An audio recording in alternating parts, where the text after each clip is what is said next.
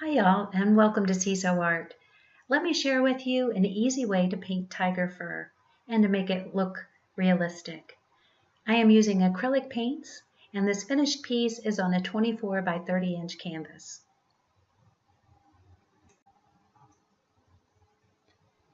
I start from the background and move forward, and this background is a very softly blended mixture of Payne's gray and ultramarine blue, and for the light areas, that glow is achieved with cadmium yellow, orange, and red, and a tiny amount of iridescent gold. And I'll demonstrate for you how to do a really soft blended background like this. Then of course my tree trunks and tree limbs are painted with just a dark mixture of ultramarine blue and burnt umber.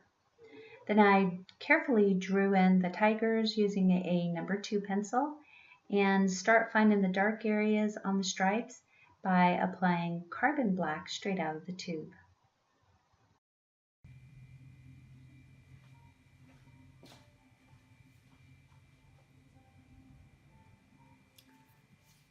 Daily Rowney acrylic gesso, paper plate, and 2 colors for the background. That's cadmium orange and Prussian blue. No, not Prussian blue, Payne's gray, what I meant to say. Just squeezing out some gesso. Forgive the sound effects. I'm going to coat the little canvas board with that. I'm using this brush, it's a flat brush. I'm thinking it's about the same scale of the size of brush to the size of the canvas as I did in the tiger painting. So you get an idea without me getting a big old canvas out. So I dipped my brush in the water and I'm going to coat the entire canvas with this gesso. Get my blender brush handy. I'm not going to bother rinsing my brush because I want to mix this white gesso in with it anyway. If you do find you have too much excess, just wipe your brush on a paper towel. I'm just using a tiny bit of this Payne's gray because I just want this very soft, deliciously soft blended effect. So I don't want the color too dark. Okay, I'm going to change to the orange here, so I'm rinsing out my brush to get that Payne's gray out.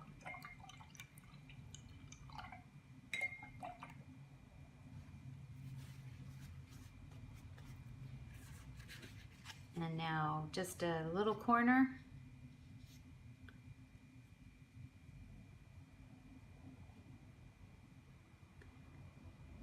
To start with, you can always add more. It's harder to take it away. It can be done, but it is harder.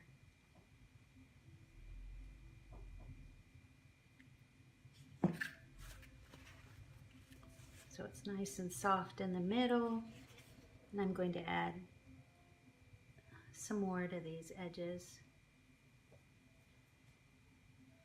Again, the same principle on a larger canvas. This is just a small 8 by 10 canvas board, just for demonstration purposes. Okay, now I'm going to wipe out some of this excess.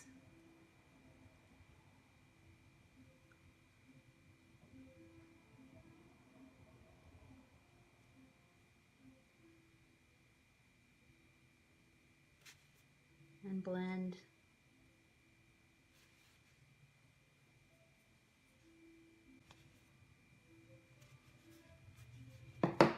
Okay, now I'm going to use my blender brush. Basically, you get the brush strokes out.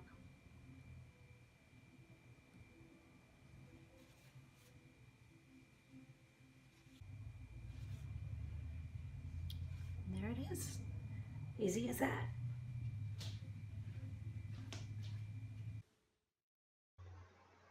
To paint the tigers, I chose to put in all of my dark areas first. I suppose there are lots of different ways that you can do it, but I'm just going to show you how I did it.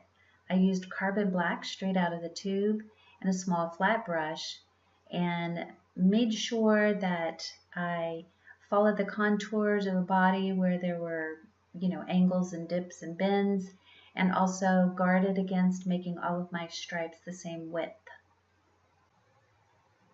I also want to caution you to make sure that you keep your edges of these stripes soft.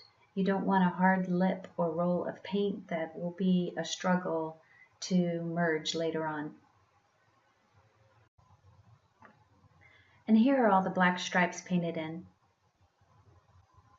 The next step is to paint a kind of medium brown for everywhere that you're going to want the oranges to show, and a medium to dark gray for everywhere that will be white. So after your base coat has dried, mix up a very light color, lighter than what you think you will need, because we will be applying a glaze over the top of that. So in my case, I used a fan brush because it gave me a lot of texture with minimal effort. In other words, I'm not painting every individual single hair. The fan brush gives me a great effect. Now I will have to modify that some, but this is just a great way to start. And again, much lighter than you think it will be, because every time you apply a glaze, it darkens the color underneath. Now to use the fan brush, it's a lot like a liner because I want the little thin, fine lines. So make sure that your paint is a thin consistency. So the fan brush is great because it covered a lot of ground, gave us a lot of good texture, but it is very uniform looking. So we need to add some randomness and some finer details with either a liner brush or a small round brush that comes to a nice sharp tip. Don't worry about painting over the black stripes because we're going to have to go back and reestablish all those darks anyway.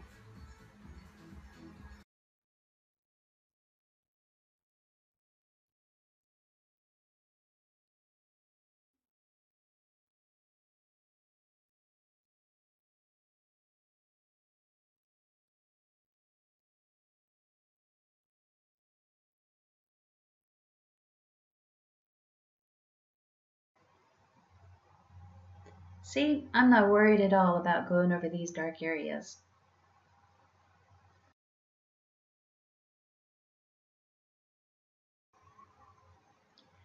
The next step is to unify all of the work that we had done prior to this in our underlayers, and that is to apply the glaze. I prefer to use glazing liquid. I like Golden's brand, and I like the gloss finish. I think it serves more than one purpose in that it stabilizes the paint layers that are underneath it. It seals them down. When you use very thin down paints, thin down with water, like what we did for our fur texture with the liner brush and the fan brush, those paint layers are very delicate because there's a lot of water in it, and so they're not quite as chemically bonded as if you were to use some sort of medium instead of water for your glaze. In this demo, I just used burnt sienna, but in the actual piece, in the actual painting, I used different glazes. I used raw sienna sometimes, and sometimes I used the yellow oxide.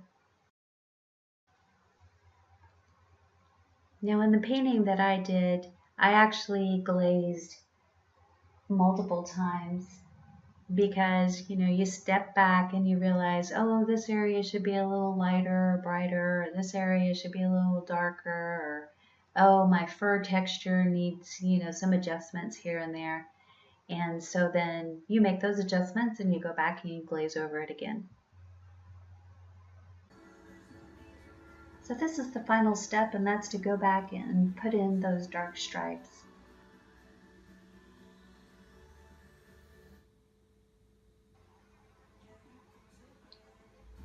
Fur just has so much dimension to it. there's so much variety of color, and there's a lot of depth to it, a lot of texture. So it's a little challenging to think of painting it, but the reality of it is if you go through these steps, you'll get a beautiful result. So anyway, I hope you liked the video. Please hit the like and subscribe buttons, and I'll see you in the next one real soon.